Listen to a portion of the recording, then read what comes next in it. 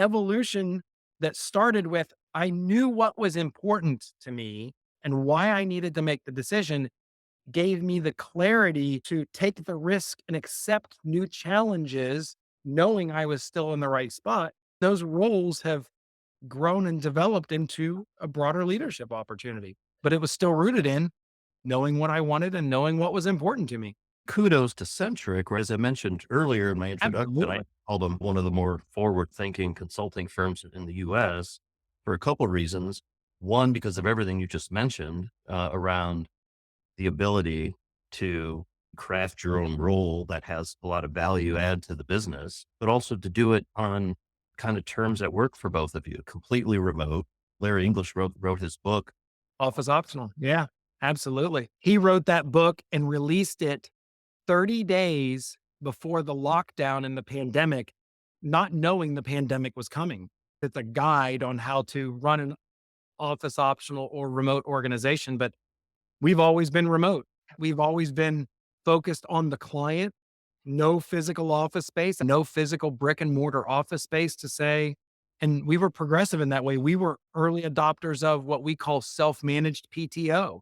There is no number. We said, you're all professionals, right? Take the time when you need it, make sure you're managing your work, right? And treat it like a business. And we're talking about a firm that started in the late 90s, early 2000s, right? I mean, it's 99 to 2000 was the start. Self-managed PTO came about in 2000, like 11 or 12, maybe 13 at the latest. It wasn't in the last 2 years.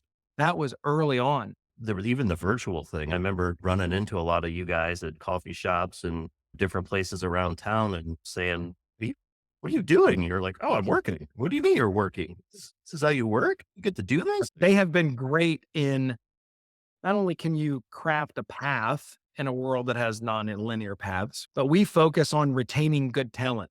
We are not about this person only does this role. No, this person can do things really well.